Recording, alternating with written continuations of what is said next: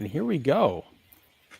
You know, it's weird because we are Earth's Mightiest critics, and I named that. It's kind of a cheeky riff on the Avengers, who are Earth's Mightiest heroes. And now we're here to talk about a movie that is subtly being branded as the new Avengers.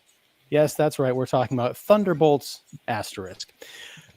A film that, you know, and Annie, I'm really glad that you could make it here tonight because, you know, you were all ablaze talking about what were the marketing people thinking with this kind of the stunt they pulled after the release of the film this weekend. So we're going to talk about that because that stunt, or whatever you want to call it, has kind of colored my vision, my appreciation of the film, and not necessarily in a good way. I should lead off by saying that I like Thunderbolts, the movie, which is very different from the comic books that it was adapted from, but you know, that's kind of par for the course for Marvel. But it's rare that I find myself giving a movie a ranking of a straight middle of the road 5 out of 10. You know, I liked some of it, I didn't like some of it, and on balance, it was just, you know, it's okay. And I think, given some of what we've seen from Marvel lately, okay is lighting the world on fire as far as a recommendation. So before we get into that, we're going to first introduce the panel. I am Ian Simmons of Kicking the Seat. We have Jeff York of the Establishing Shot and Pipeline Artists. We have Annie of Hire Me fame. We have Mark the Movie Man Krawcheck of Special Mark Productions and the Spoiler Room Podcast, and Katie Glidewell, the blonde in front, back, the Thunderbolts. Ho! Yes, very well. So let's kind of talk about. I've got the spoiler banner on, so I just want to let people know that to heed that. If you have not seen Thunderbolts, you intend to see Thunderbolts, turn away now, because this is going to be a wide-ranging, open discussion. Who knows? We could jump from, you know, the intro, the opening credits, to the spoiler at the 3/4 mark of the movie, or whatever you wanted to call it. We're just going to talk about it all. We'll put it all on the table. So if you don't heed this warning, you have no one to blame but yourselves. So let's go around, get some high-level thoughts on Thunderbolts asterisk. Jeff York, why don't you kick us off? I sound like I probably am in sort of the same range that you guys are. I thought it was a great improvement over the last couple of movies, and I think there's bigger issues with the whole MCU that marketing is just part of, let alone the linkage and these post-credit sequences that are already negate things, or stunts that, you know, change the names of a movie after being in the theater week. Having said all that, I found a lot of it enjoyable. I thought a lot of it was funny. A lot of it was surprisingly moving. And I guess my main takeaway or main appreciation of the film was that it tried to be a little bit different than some of the things they've done in the past. They went for a clearly darker tone and sort of a more sense of gravitas to it, maybe not seen since the demise of Tony Stark at the end of Endgame. But I also really appreciated Florence Pugh in it. I think she takes center stage well. I know there was a lot of trolling of whether a woman character like that should be at the center of the MCU as a major film, but that's balderdash as far as I'm concerned. She's really good in it. She's very funny, and she adds a lot of gravitas to it as well, and I think establishes herself once again as somebody who makes everything she's in better. And the more she has to do, I think, it's all the better for the film too. In fact, my biggest complaint about her being in the film is that they didn't bring Kate Bishop with her, because I thought her rapport with her on the TV series, or streaming series as we call these now, Hawkeye, was really inspired. And as good as she is with David Harbour and some of the other characters, I missed that where, you know, they're sort of equally matched, and yet, you know, I guess Haley Steinfeld was sinking her teeth into a different project when they were making it. So. Nice. I see what you did there. Well, as far as Kate Bishop, I mean, that's some other kind of news that was tucked into the news about that title.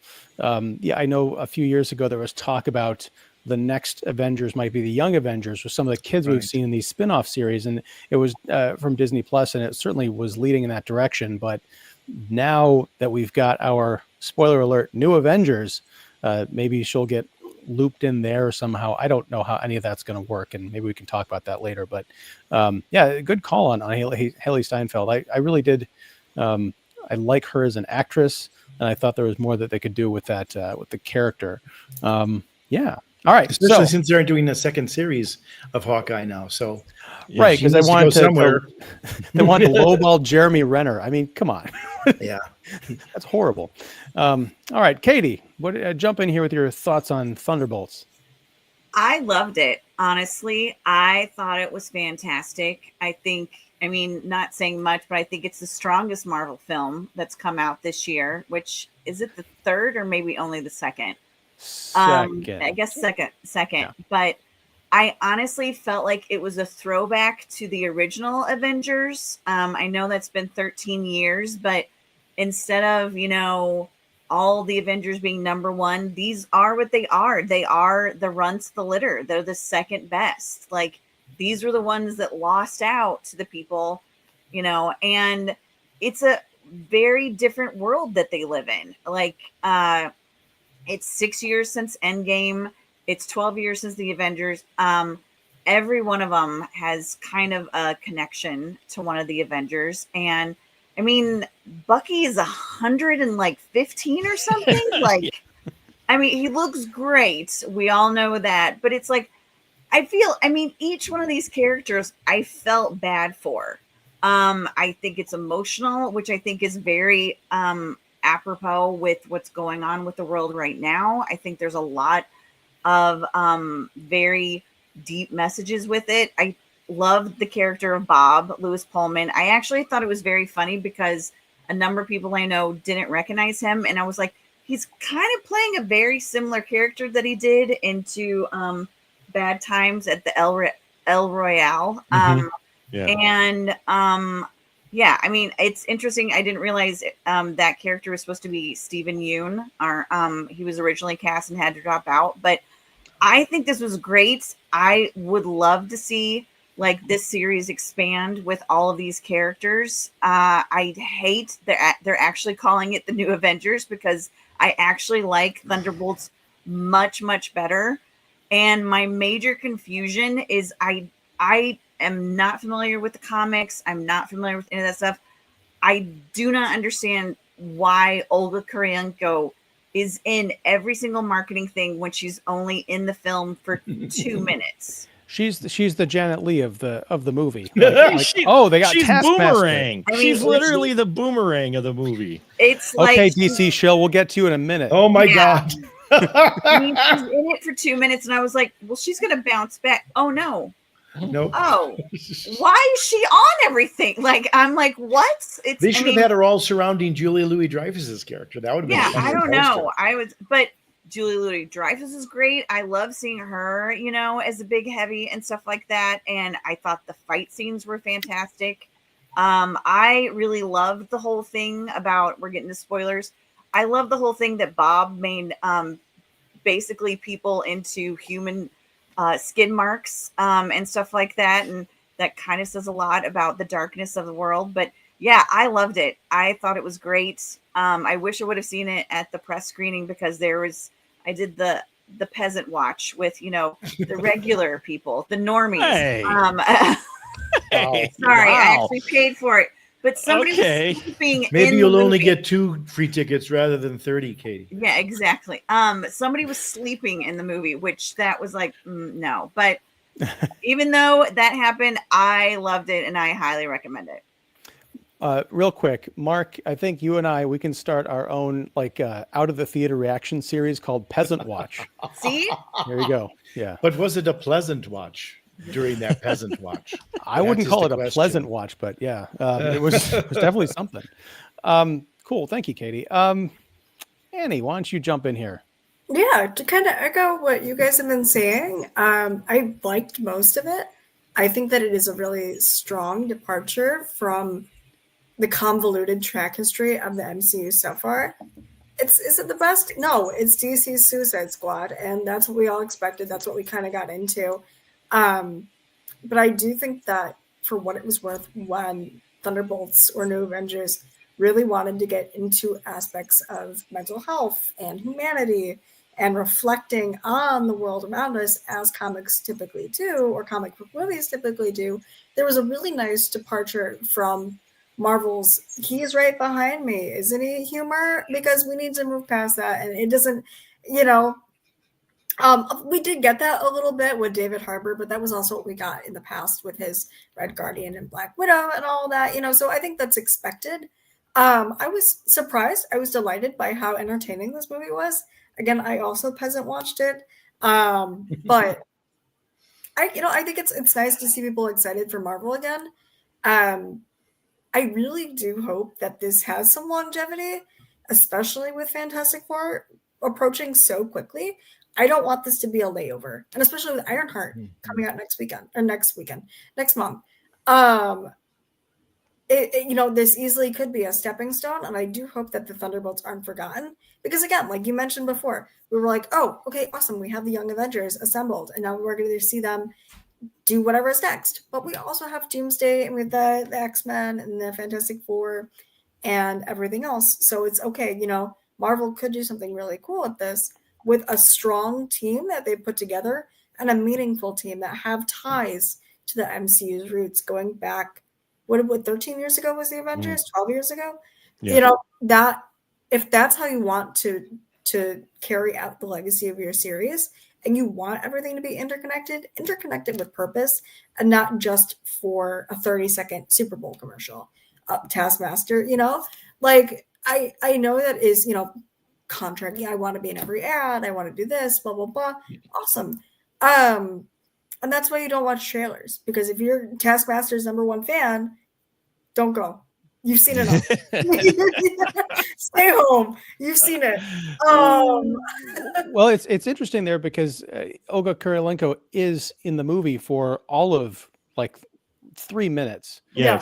It's literally boomerang time. That's right. But she also takes off her mask for like that just read to me after the movie was over. I was thinking about it. I was like, that's a contract thing, because you literally could have gotten anybody else to just put on the suit and the mask, and they're like, oh, Taskmaster is gone. Her taking off the mask meant nothing. It's like when Boba Fett was in the special edition of A New Hope back in 97 in the Jabba scene. He literally walks off, he turns to look at the camera, nod, and then walk away. That's all that was. And it was really obnoxious. Sorry, Annie, finish your thought. No, but I mean, I was surprised. Definitely a solid watch, and I think a solid step in the direction that Marvel should have been going in since WandaVision. All right. Now we have the shill. DC shill. What did you make? Who says I'm the DC shill? I marked the peasant man asterisk. Peasant. Look at me trend setting this. Look at that. All right. I marked the peasant man asterisk. Oh wait. Hashtag peasant watch, everybody. Hashtag peasant watch. Okay, no, there you go. Asterisk DC shill. There you go. Okay. Anyway, this reminded me of films that I really enjoyed of MCU in phase 1 through 3, because it still felt like it was in the universe, but it was its own thing. This is fairly a ground level superhero story, in that the entire while the threat could be worldwide, they keep it to the city, and they write it in such a way to where you can see why you might not have your other heroes available, because it goes bam, bam, bam. I mean, this is all within a span of like a day that these events happen, or just not you from when they go into the vault to when they're facing the void. That's like a day. It makes sense. It moves quick, and the threat doesn't show up till like the very end, and it just starts to become big. So I just like the whole setup and everything, and it felt like old MCU, because in all honesty, after watching it, I almost wish Bucky wasn't in it. Now, don't get me wrong. I love Sebastian Stan, quite a bit. And I understand why he's in there, because he's still to connect to the rest of the bigger MCU. But at the same time, what you're getting is a film taking place in the MCU without the baggage that came along with all the other, like Brave New World, the Red Hulk movie is a prime example of how they brought in so many threads from other films. And here we're bringing in characters, but we're exploring these characters who we never really got to know. And you're making them human, and you're giving them some depth. And yeah, it just felt like old school MCU. And if it wasn't for the damn cut scenes at the end, I would have really enjoyed this film. I still enjoyed it. I gave it, I guess it would be, 4 out of 5, 8 out of 10. I still gave it that because I came out of it going, yeah, that was a solid film. I came out of it feeling about the same way I felt when I saw The Suicide Squad from DC, in that I'm like, yeah, that's what I want from my superhero film. And it was fun seeing these new characters for more than a few minutes, not playing sideline. And yeah, Florence Pugh is amazing in here, but everybody does well in here.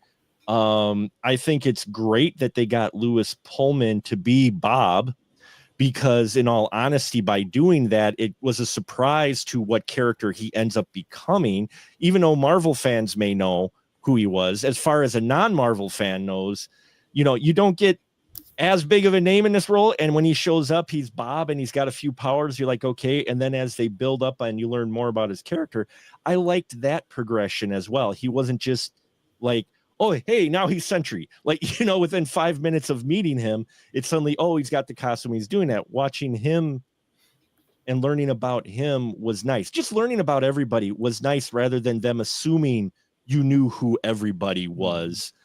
You got to know them. You didn't have to, in all honesty, watch. And that's what I like too. You didn't have to watch the other products to be connected to the Thunderbolts, because they wrote them in such a way that you had at least enough background and depth that you could at least follow who they were. Sure, you don't maybe get all the history, but just watching it, I'm like, you could come in and watch the Thunderbolts because they give you enough of the backstory of these characters to follow everything that's going on and enjoy the film on its own. And I think Marvel lost its way with some of its stuff to where, yeah, you could enjoy this, but you got to watch the back catalog, really, because we're not going to really develop anything more. We're just going to, go at surface level here, just throw these things at you. I think that's partially true. I don't know how far back you can take that, because like if you've literally, this is your first Marvel movie, you're going to be lost.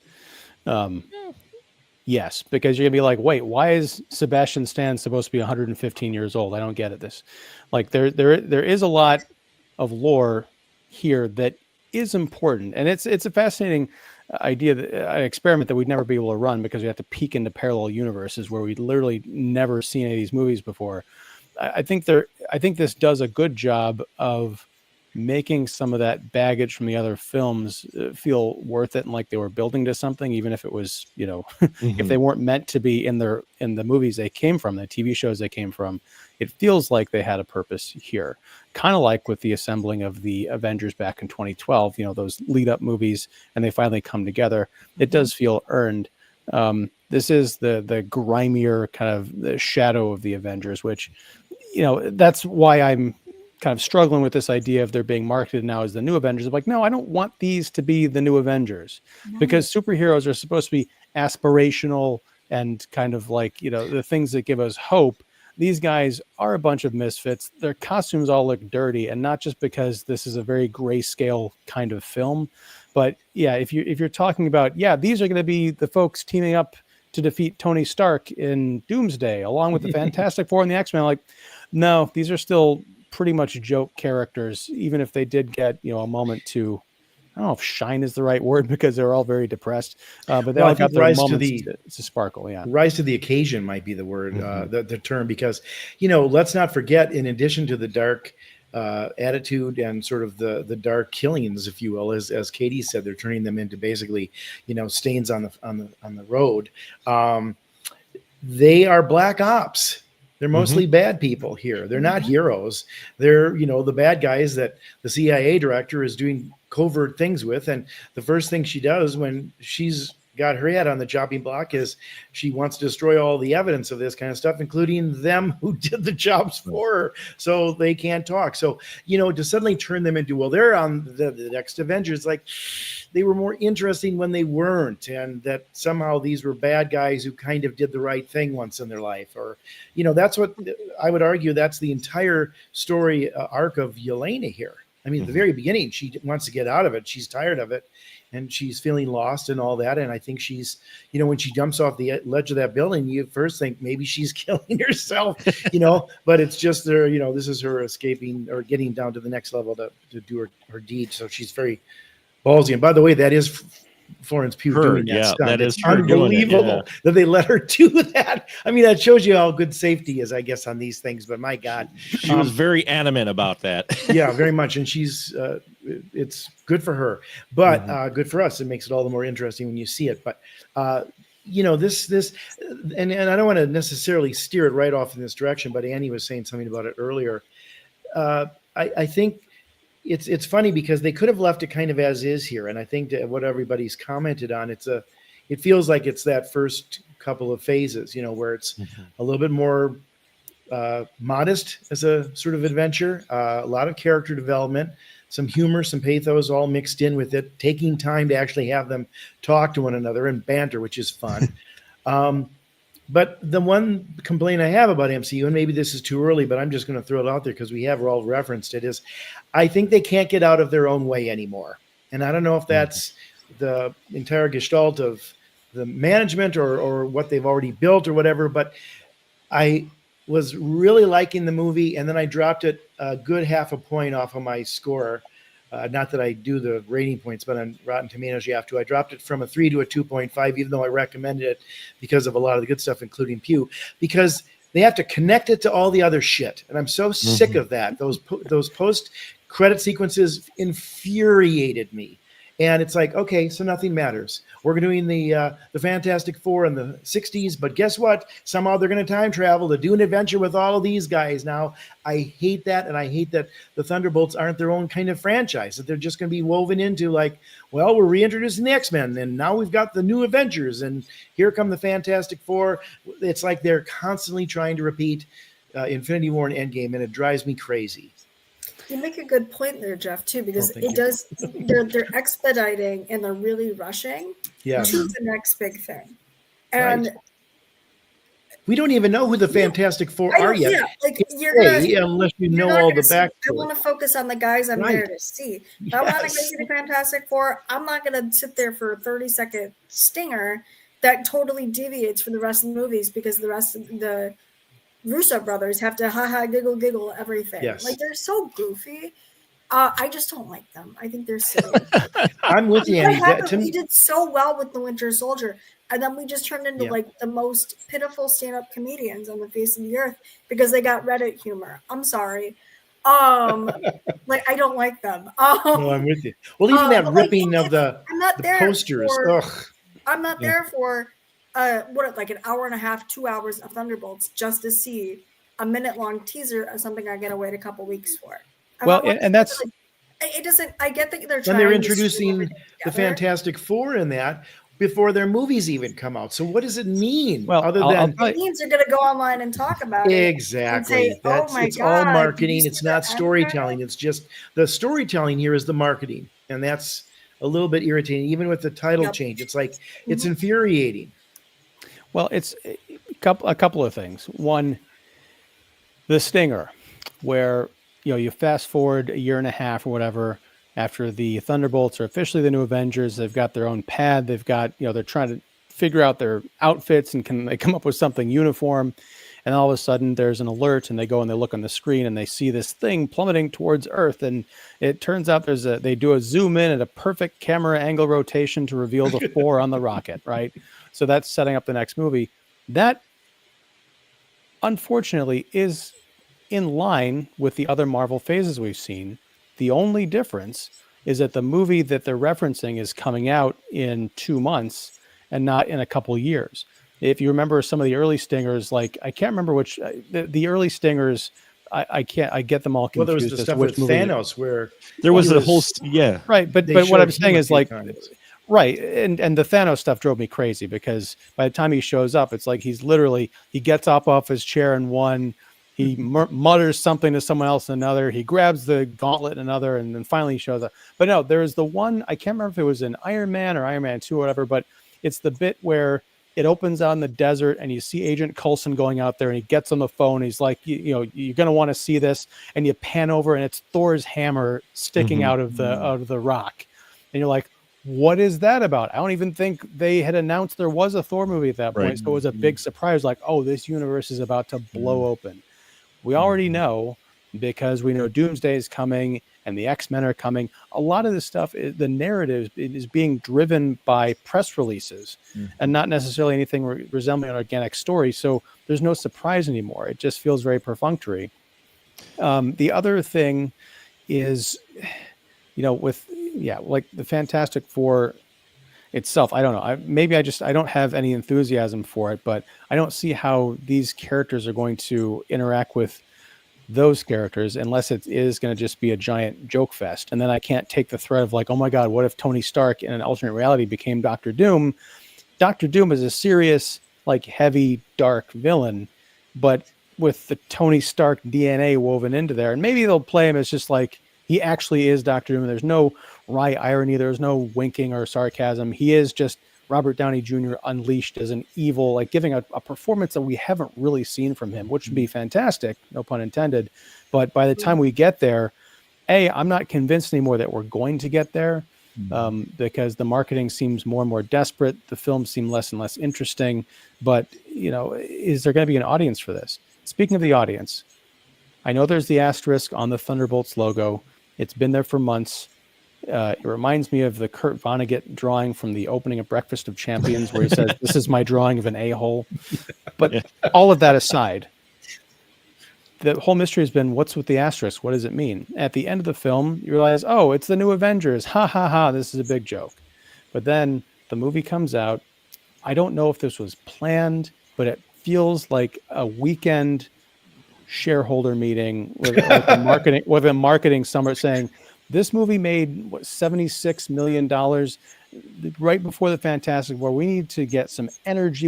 The Fantastic Four is our Hail Mary pass. And if we can't get the enthusiasm leading up to that or the tie-in, then we're sunk. So let's just put it all out there. This is the new Avengers. We're going to have a big old blitz, because maybe that'll give people that old-timey feeling of, you got to go see the latest Marvel movie if you're going to understand what's happening in not only the Marvel series, but in pop culture. And I think, much like the Stinger idea we just talked about, it's just kind of dead. And I have no hope, which kind of ties into the theme of the Thunderbolts.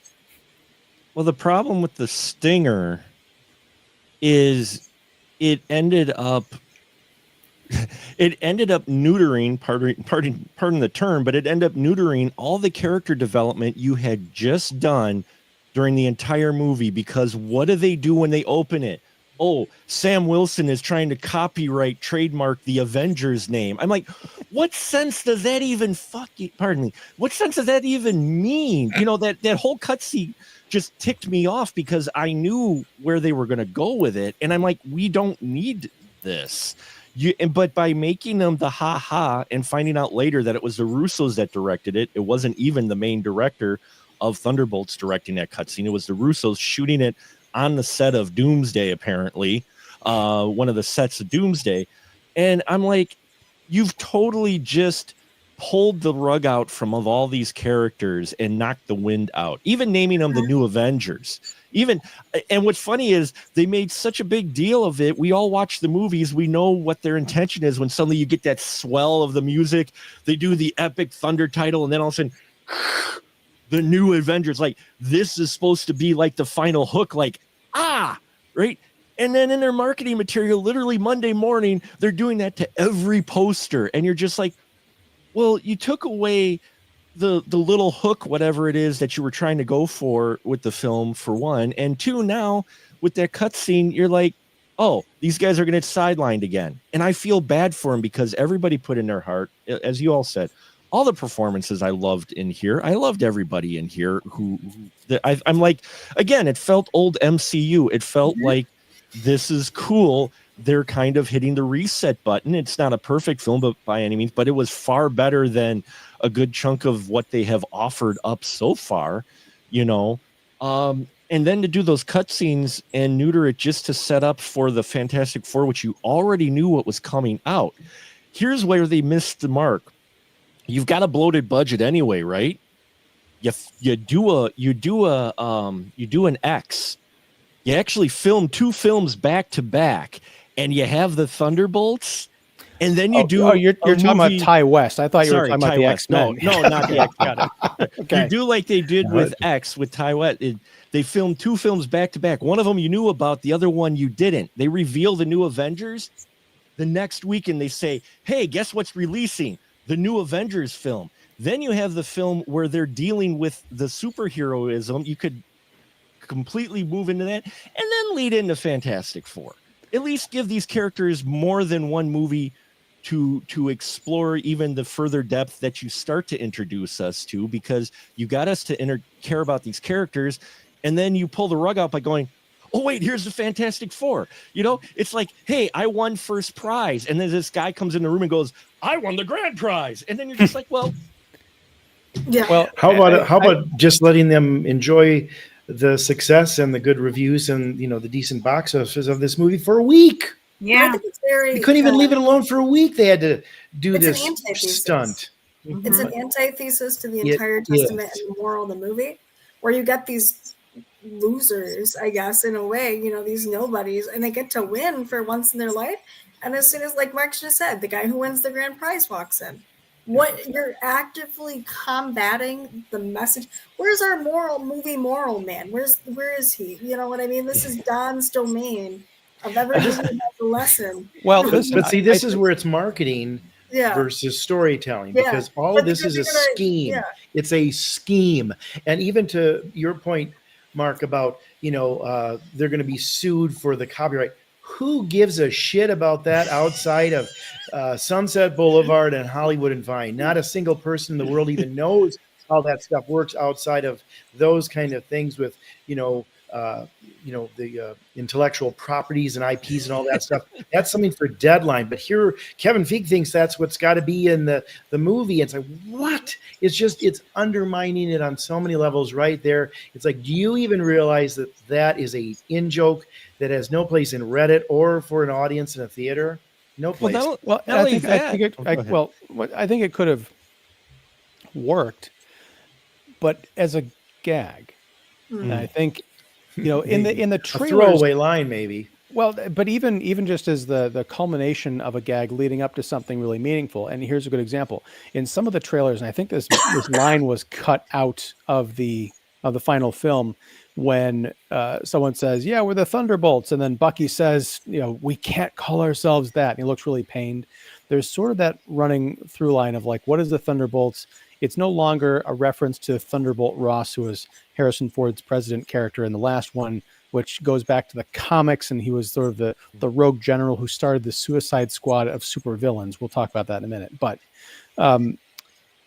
it's now a reference to Yelena's childhood soccer team. I guess that's kind of a cute joke the first time. The fourth time, it's like, I got it. It's a bad idea to depart from the source material, but to keep reinforcing that we're running so far away from the source material just kind of left a bad taste in my mouth. And this is it's weird because we're bagging on this movie. I think we all liked the movie well enough, but it's so, it gets in its own way. I think, Annie, you might have said that.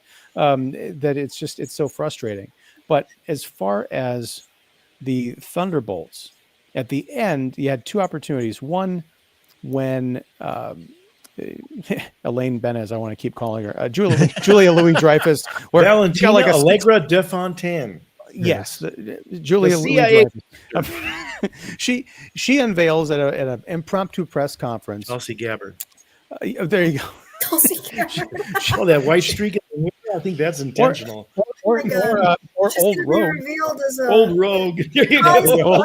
The tide of Russia is Red Guardian. We got you, Tulsi. Hey, but no, she unveils at this press conference they're the new Avengers, and then later in the post-credit scene, they're being sued because of the new Avengers title and everything. It would have been great if they said, you know what, we're tired of this. We are not the new Avengers. We are the Thunderbolts. The new Avengers is not us. Have the same discussion that we're having. That's a completely different brand. That is not us. We represent something different. We are going to be aspirational heroes for the people who might feel ashamed by some of the problems they've had in their lives, and we're just going to own it. Jeff, it's interesting what you were talking about earlier is that it's weird to think about, but with the exception of Steve Rogers, the Avengers kind of started out as bad guys themselves. I mean, Black Widow, who was an assassin who kind of like got turned to the good side. Tony Stark was a billionaire weapons manufacturer who, through a life tragedy, saw the light.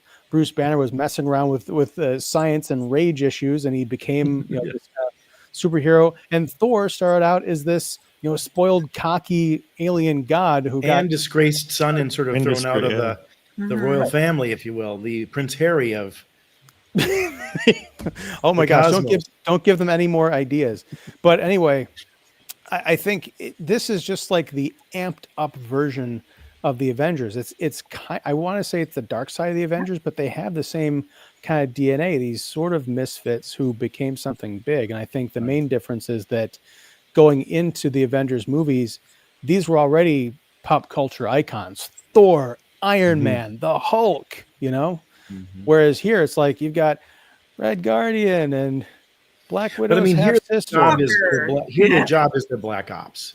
They're assassins and bad people. Well, yeah. I mean, so the other ones, you're right, Ian, that there's that thread, like they're all a little bit of like the Island of Misfit Toys.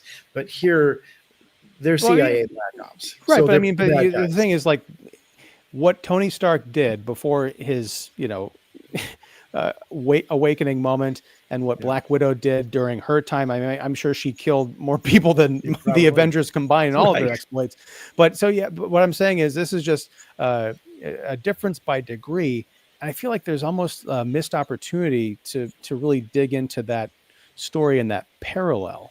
Yeah, that would have been, and that's what I mean is it would have been great to get, okay, you want to call them the new Avengers, fine. And then you have them have a second movie of the new Avengers to where they're fighting their history every step of the way, trying to establish themselves as heroes, but no one lets them whatsoever, rather than in a joke cutscene of, oh, we're trademarking the Avengers name. No, give me it doesn't even have to be a 2-hour movie. Just give me a nice, another ground level villain to where they're trying to protect like a city or someone or a politician or what. They're trying, and they make a mistake, and every mistake they have is amplified because of their history versus your Avengers. So they're fighting their past and questioning, are we really heroes? What you mentioned earlier, Ian, if they would have changed, at the very end, they said, no, we're actually not the new Avengers, we're the Thunderbolts.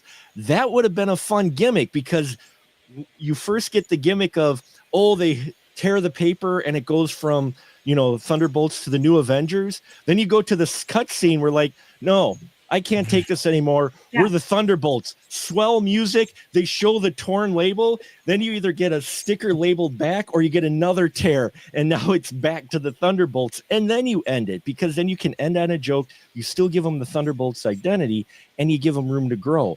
And it's sad, because the rest of this movie, we get to explore some characters we get to pull for. You're rooting for these people who were bad people because they all seem to want to try to do good, If I may, the proper ending or the proper sequel, if you're talking about a second movie, Mark, or dare I say even the end add-ons, would have involved them having to answer still to Valentina.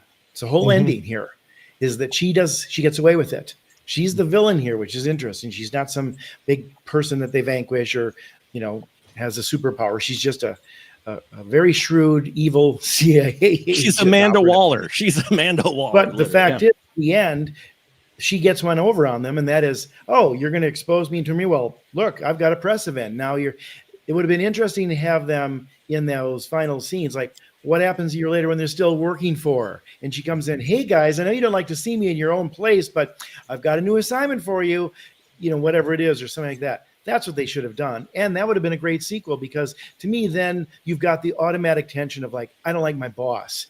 And what you were saying, Katie, even about the modern world is like, what are you willing to do to, exist in this world? And who do you work for? And who's the good guy? Who's the bad guy? Especially when, Valentina has gotten away with it for a couple of films now, and they set her up as their boss.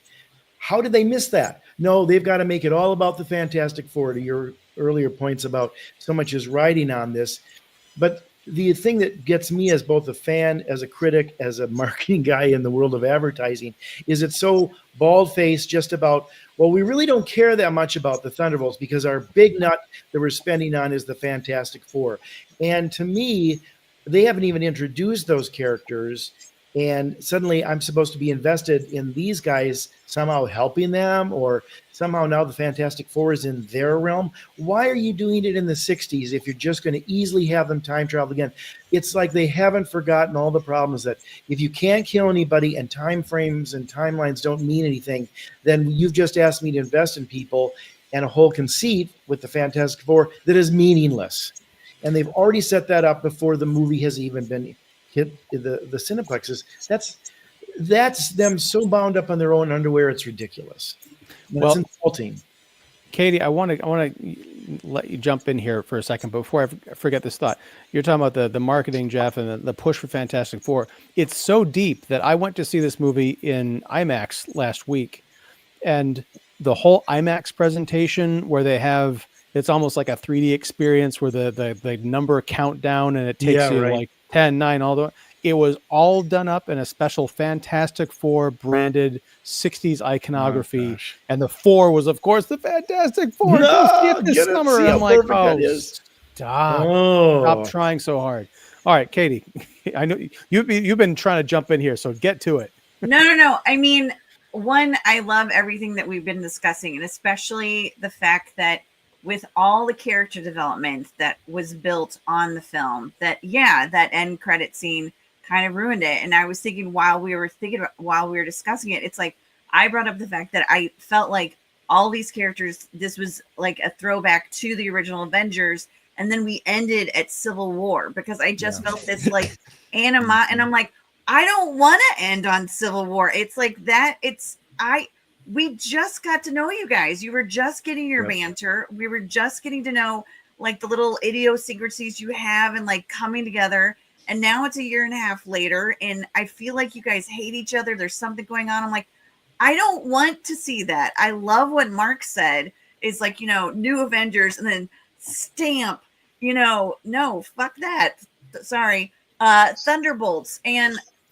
But I love that when Ian, when you were saying it's like we're bashing the film, it honestly, it reminds me of Pedro Pascal in Wonder Woman 1984. It's like the film is good, but it could be better. And and that's the thing. It's like I really wish they hadn't had that last week sequence because I loved it. I never watched trailers, but since I had my peasant watch, I had to watch all the trailers, and they did have them Fantastic Four in there. It looks amazing. It looks great, but I didn't think that. I think it actually took away from the film because I want to see more of the Thunderbolts and get to know them and love them more before you're bringing in somebody new. I don't know. Maybe this is me as an older child and it's like I feel like it's like, hey, look at me. I'm great. Who is this baby that you're bringing in? Like, the baby was born. I'm like, no, this is my show. And can we just throw that on the lawn? I don't want her here. And that's kind of what it's like. I really, really liked Thunderbolts. And I feel like bringing in the Fantastic Four is definitely downplaying the possible power that they had. I want to see another sequel to Thunderbolts before I see Fantastic Four. I obviously know that's not going to happen, but I'd rather be in this world and see what's going on than throw something else at us that we just like. Okay, I'm getting dizzy and mad. Well, it's in our Earth's Mightiest Critics kind of Facebook Messenger thread. I believe it was Don. He was, at least we were kind of building on this. If he didn't bring it up, I can't remember who it was, but and Don couldn't be here tonight, although he had wanted to be.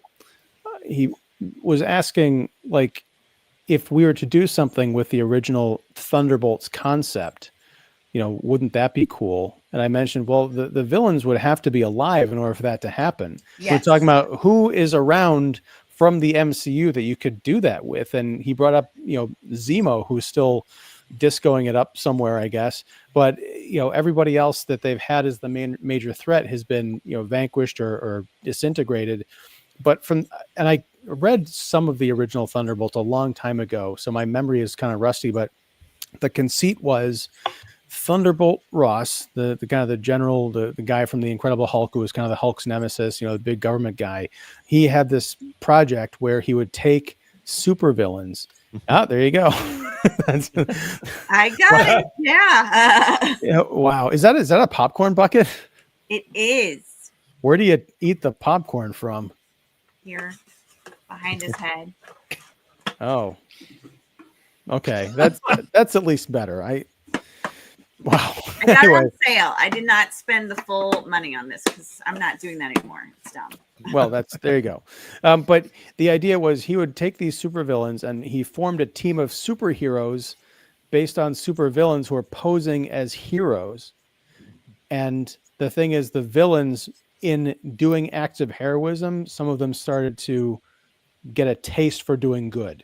So it was like this kind of complex, weird story, a little different than Suicide Squad, but with the same basic idea of like, these are the kind of the villains, the outcasts, and they're doing black ops. But that would have been a really cool idea. And I think you could have even done it with this movie. I mean, you've got John Walker, who was U.S. agent, who was one of the antagonists of the Falcon Winter Soldier TV show. He was brought on to be Captain America, but then there was the whole Sam Wilson thing, and he kind of got embittered, and that really derailed his life. The problem, I think, with a lot of Marvel is that they've spent so much time taking the villainy out of their villains, then making them all into like these tragic people with, backstories and you gotta feel sorry for me. And now I'm in therapy and all that stuff. It's just kind of hard to, aside from like Red Skull, that's like phase 1 MCU. You've got Kingpin in the Daredevil universe, but even he's kind of a softie now. It's just like, you need to get back to He like ripped the What's guy's that? chin off.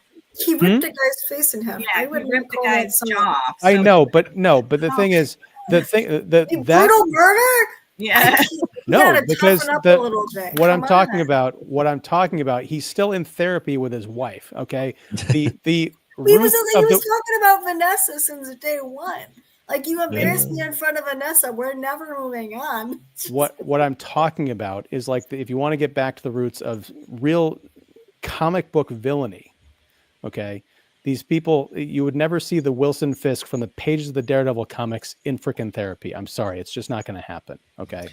So what I'm saying is, if you wanted to establish some like real people who were irredeemable and somehow had to fight for discover something about themselves, it was a good movie. Don't get me wrong, but it's not as much of an arc when I'm watching a character who is essentially good but lost their way, find their way again, and you multiply it by 5, and then some of them have like different abilities, or one was a different kind of assassin than the other. It just kind of becomes this gray melange, which I guess matches the cinematography of the movie. I mean, the most interesting character out of this entire bunch is Bob. Yeah. And even then, like I consider it a testament to Lewis Pullman's acting that he survived the Sentry costume reveal. Because what that was the same costume reveal almost down to the shots of Nuclear Man from Superman 4, The Quest for Peace. It was. I thought he was maybe going to the Met Gala when he first was revealed. But, no, that's the next weekend. That's what exactly ran through my head. I was like, oh, wait, is he going to be Nuclear Man? The minute I saw that, I'm like, oh. Can I build on what you're saying, though, for a second, Ian? Because I just but I want to get back to Nuclear Man in a second, but go ahead, Jeff. Okay. Well, I want to reiterate my point because I think it's an important one, and we kind of glossed over it. Part of the problem with the MC universe, part of the problem with comic book films, is that by the nature of the whole gestalt of them, the superhero wins. Okay, so the villains either become tragic and sort of sympathetic, like Loki, where he ultimately becomes a good guy, or they vanquish the hero, like they've done in a number of these movies. The interesting thing about Valentina Allegra de Fontaine is she's human, she wins, and she's not vanquished, and she's around. That's an interesting villain, and I dare say I think it gives it a breath of fresh air, because the fact is she's not only part of the story that can't easily be dismissed, but at the end of the film, her time with the Thunderbolts is far from over. In fact, she's still their boss. Where's that story? That's the second film. That's worth exploring. Instead, we're on to Doctor Doom. I mean, this is what I think the MCU has lost their mind sometimes about the stuff that's right in front of them that they've got. And all this was zigging where so many of those other films zagged. And here's a human villain. Here's somebody who doesn't lose. Here's somebody who wins. And guess what? She's inexplicably linked to the Thunderbolts. Why aren't we playing more with that? Instead, everybody on deck, because we got to have all of the whole universe and the whole roster of good guys, which everybody's getting all excited about on Reddit for the next big Infinity War style kind of film. Go smaller. You've got a human villain here, and guess what? She wasn't vanquished. Well, that's fantastic. Jeff, much more than the 4.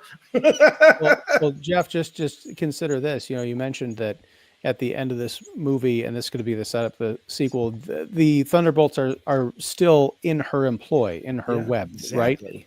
Imagine if the tables had been turned, like they had something on her, and then they had to put her to work, helping them to figure out how to do good, to become, sure. And they could do that. Watching her kind of grinding her gears, like right now they got nothing on her because she destroyed all the evidence. And I mean, it's sitting there right in front of them, and they don't do anything with it.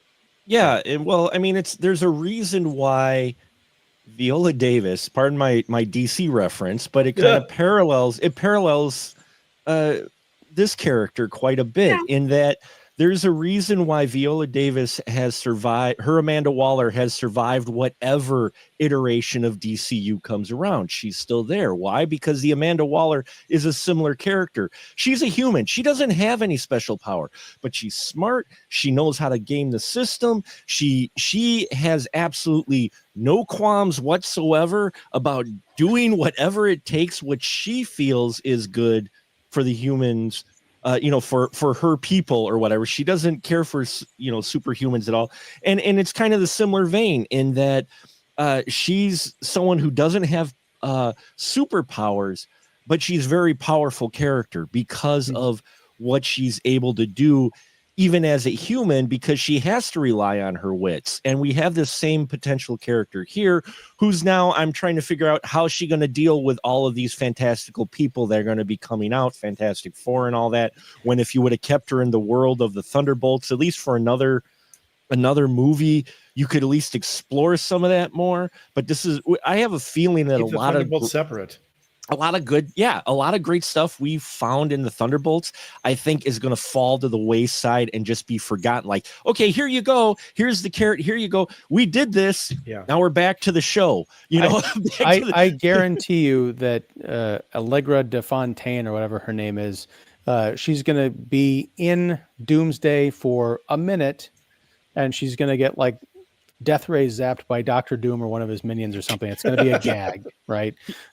Here's the one thing, and I'm giving them way too much credit because no studio would ever do this. But what if what you're talking about, Ian, they do that to Robert Downey Jr.'s Doomsday? What? Just stay with me. Talk about marketing. No, marketing folks. Imagine. No, stay with me though. Imagine they've hyped up him being Doomsday. He's playing Doomsday. He's in this role.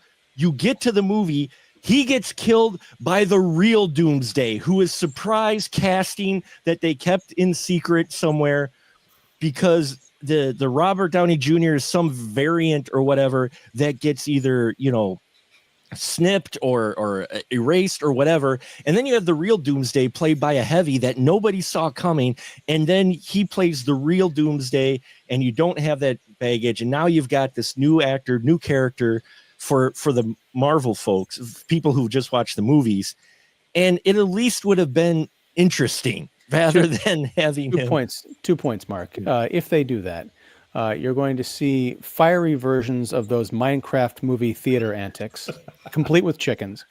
And secondly, they've already done this, and they did it with a movie featuring Robert Downey Jr. It was called Iron Man 3, where they had Trevor Slattery, played by Ben Kingsley. He was the Mandarin, but he wasn't the real Mandarin. He was a patsy, and they introduced it. No. I get what you're saying, and I like that you're trying to salvage this franchise, but I don't think it's worth it anymore.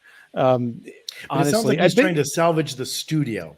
Not the like franchise. This is all franchise again, is the and I say this point. as the ad guy. The marketing world, which is and should be separate on its face value from the tenets of storytelling.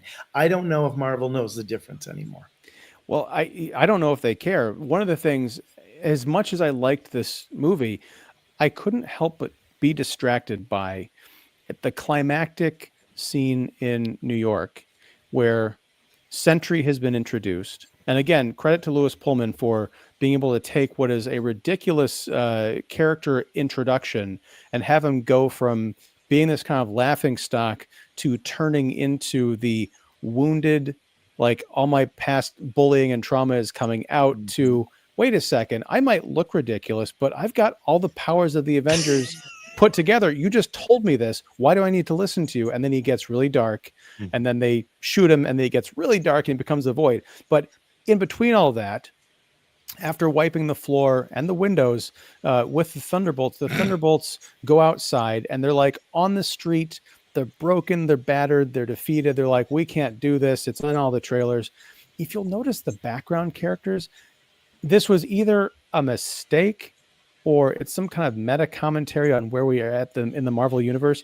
You've got 5 costumed people coming out of this building, and they're all kind of messed up. And keep in mind, they've just come from a battle on the top floor of the old Avengers Tower where windows have gotten blown out, and people up in the skyscraper would have seen the Red Guardian get like plastic manned out of the window and then rebound back in. What's going on in the street? All of the background actors are just walking to work, drinking coffee, like nothing's happening. It is New York, but still. New York has gone through so much at this point. New York got through so much. It was distracting. I mean, like by the time Void comes out, I think there are even shots of like there are people like looking up in the sky, and there are other people who are like, oh, I'm on my phone. I've got to get my croissant. I don't know. It was just very distracting. And the other thing that kind of bothered me is they make a big point of when the Void, his darkness starts sweeping over the city, and he gets these great effects of people running away, and he splats them almost like ink blots, shadowy ink blots onto the street. Like, wow, that's a horrific way to go. But then it turns out they might not actually be dead because they're all just going into the extreme versions of like these weird dimensions of psychic trauma. Do they all come back? Are they all unsnapped? And how does that work? How do you go from being an ink blot on the street to walking around again? That's like, they're not even dealing with a reality stone at this point, unless that's also in Void's arsenal of powers. I don't know. I don't understand the rules by the end of this movie, and I don't know that I'm meant to care. I think what you said, it's like if it's in like the Infinity Stones, I think that kind of is it. And I like how you say it nicely, ink blots. I call them skid marks. It's fine. Yours is much nicer. But yeah, it's just the fact that they all go into their darkest, deepest regrets and personal hell, and when they get to that point. And then, but it'd be interesting to see, because I mean, with that scene also, you have babies and children and stuff like that. So it's like, where are they going? That's a question I was curious about. One thing I wanted to know, and I did go to the bathroom at one point, did they explain why Bucky was dressed up like the Terminator when he was on the motorcycle and doing that whole thing? No. He just decided to stop being a senator. It's like he even like cocked. It's like, yeah. And I was like, might have cut why is he out like the Terminator? And my friend was like, oh yeah, he is. I'm like, the shades, the dark shirt, everything. And I'm like, did I miss something and she's like, no, you didn't. I'm like, okay, I just wanted to make sure. But I just wanted to praise, I know Florence Pugh, amazing, fantastic. Lewis Pullman, and we have talked about him. I'm just loving as an actor what he's doing, because he has a rare ability to be a handsome leading man, and also the dorky guy with the glasses that's very sweet and kind of nerdy. And then also, I mean, you can say that that's not that's something that actors should do.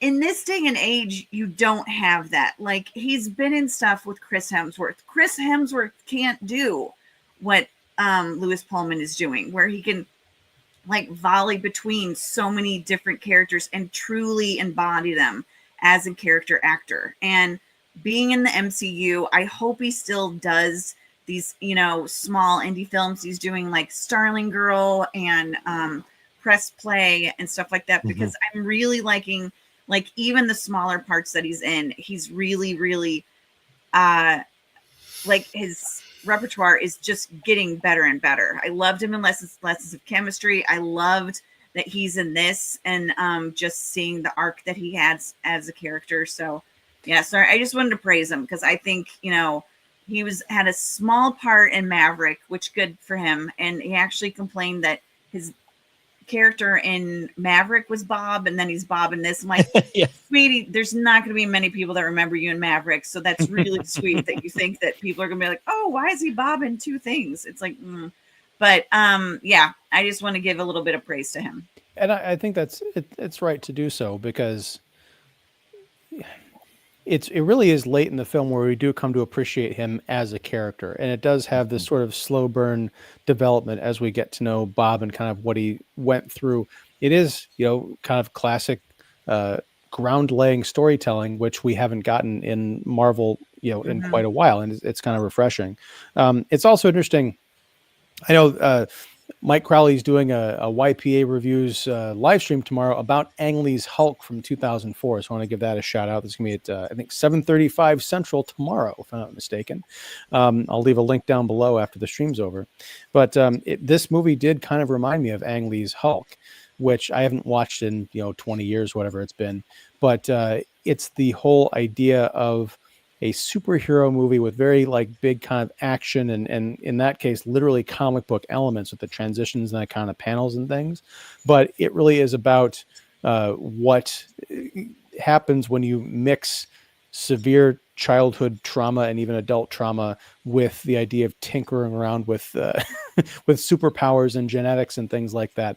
So as much as they give, you know, Ang Lee's movie a bunch of crap for that, because people I feel like are really appreciating the Thunderbolts, maybe that's I think these be kind of good companion pieces to each other, which is weird because well, no, the Ang Lee Hulk isn't related to, that's outside of this MCU, right? That was it's before Norton's Hulk, Norton's, and then Norton led into that with the Ruffalo thing. Yeah, so it's kind of an interesting idea. Hold on a second. Is that Norton or Bana? Eric Bana was Ang Lee. It was in the 2004 was an Ang Lee's, and then when you start the MCU, according to many people, the Incredible Hulk is the beginning of the MCU. That's the one with Edward Norton.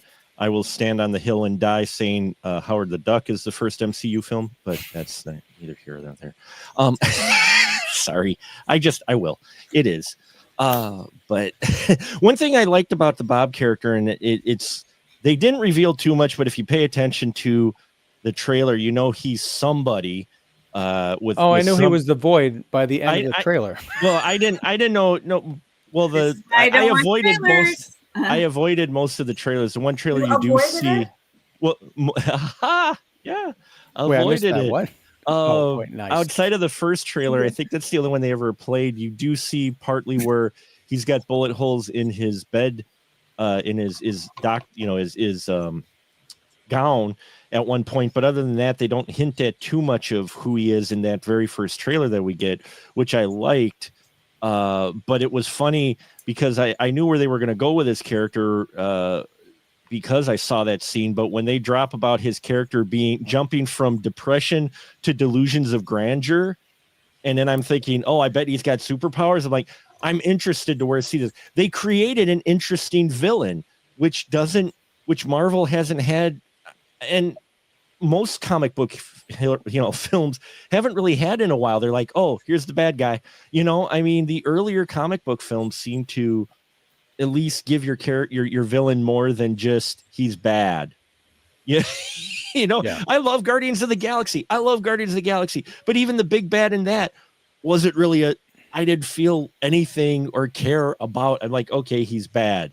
And then he gets vanquished, with a dance off.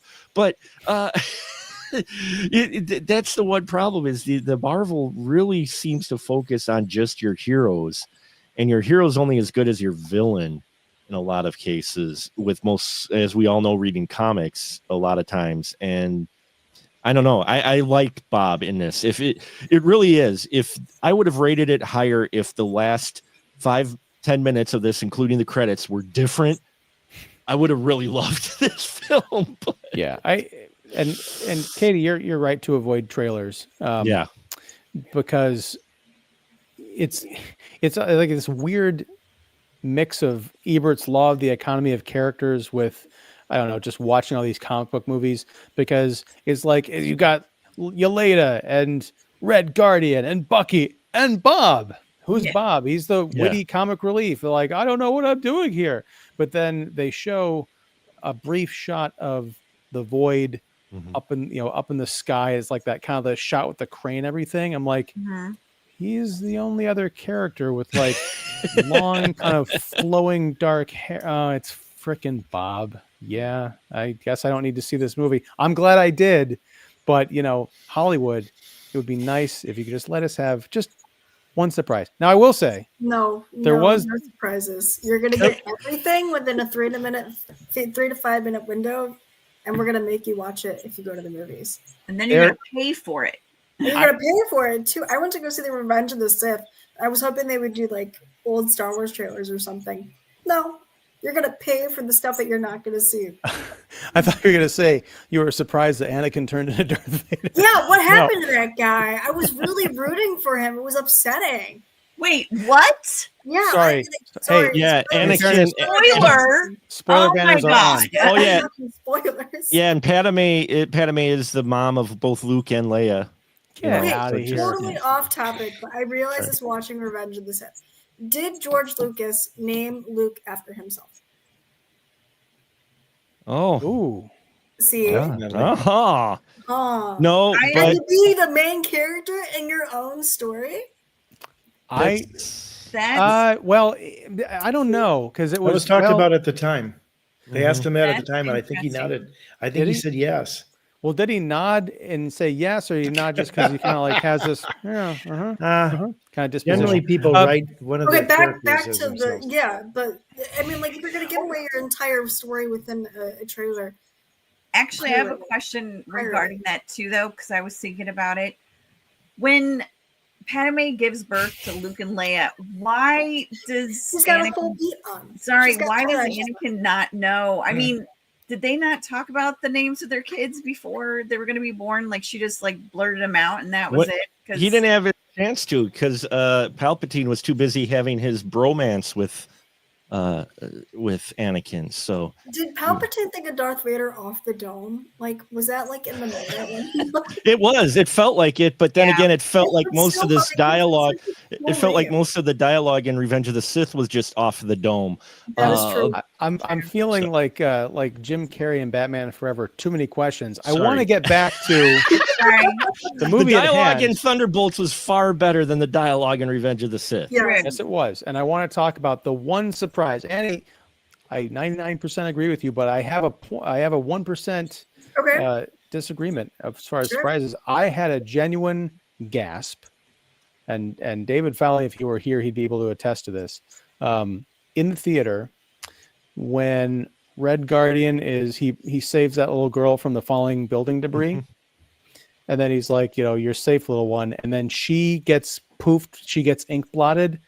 I freaked out. I was not ready for that, and I was genuinely upset. I'm like, where is that in the rest of the MCU, frankly? But a little bit more of that in this movie. You get that throughout this film. We get Yelena's flashback, and I was surprised they went as far as they did, as far as telling what happened to her in setting up having her little classmate killed. You can pretty much put it together. No, it's not on camera, but it's still a darker scene for the MCU that we're not used to seeing. And I appreciated that quite a bit. I'm like, I'm in this now, you know. I'm like, you had the balls to go there, which, you know, longer than I thought. And we come back to that scene multiple times. So I'm very impressed that they actually went with that. I mean, if we're going to talk dark, like the scene with Bob, where when he tries to help his mom and you hear her say, it's like, you're making it worse. You always make it worse. I'm like, I was like, holy shit. Like, he is a child. Like, that is like a trigger warning scene. Like, oh my God. I've never seen, I mean, even when you have Tony Stark's mom and dad get killed by Bucky, that scene that Bob experienced, and then the reaction between Yelena and Bob, that, like, I think people are going to be in therapy because of that. Like, that was dark. Well, that was really dark. And that's why, I mean, my not so humble opinion is that Civil War was the last great Marvel movie. And I think part of it is because you were able to get into some of that, like, really tragic darkness. And this, I think, has shades of that. And I was glad to see it. All right, we're going to get out of here in a second. But first, we have some comments from Petty. Yes, welcome, Petty. Hello, everyone. Have you seen anything from the series El Eternauta, The Eternal Knot? No, I have not. I don't know this series, but I'll have to check it out. It sounds, is this like the Eternals in space? Wait, the Eternals were in, never mind. Congratulations for the 5K. Thank you. Talking about 5,000 subscribers, not me running a 5K. That might be later. That might be later in the summer. Who knows? Stay tuned. And then Petty says the next live Vampirella revision, and you hit 100,000. Wait, what? I Vampirella. I've never read those comics. Maybe I should. All right. Thank you, Patty. Whatever that meant, I appreciate it. And I appreciate y'all hanging out and talking about a movie that is enjoyable and yet very frustrating at the same time, but not through any doings of the people who made it in terms of like the screenwriters necessarily or the director. I think this is the first Marvel movie you've liked in years. Yes. Yeah, I think that's fair to say. Jake Schreier is the director, and it was written by Eric Pearson, Joanna Kahlo, and Kurt Busiek is credited, but I think it's because he wrote the Thunderbolts, the original Thunderbolts comics. So yeah, good stuff. Anyway, I think that'll do it for us. Next week, we're going to be back with a movie that I might be talking about this with myself. I have no idea, but it's Fight or Flight, which looks like Bullet Train on a Plane with Josh Hartnett, who's having a banner year. He had Trap earlier and now this. But yeah, so join us back here next Wednesday at 8 p.m. Central for that. And Petty also says bye with a bunch of clapping emojis. Thank you, Petty. Always great to see you. And yeah, we're going to get out of here. I am Ian Simmons of Kicking the Seat. We have Jeff York of The Establishing Shot and Pipeline Artists. Annie Banks of Hire Me fame. Please do. Please do. Yes. Asterisk hashtag DC Show Mark the Movie Man Crotcheck and Katie Glidewell, the blonde in front. Everybody, thanks again for hanging out. Thank you all there for hanging out and watching this live or on the repeat. If you enjoyed this live stream, please like, subscribe, ring the bell for notifications and all that business. And until next time, whenever that is, whatever that is, thank you very much. Take care and go see Thunderbolts, but leave before the stinger. Do yourself for a the favor. credit. Yeah. Actually, just do yourself a favor. The Yeah. movie will be much better. I have spoken.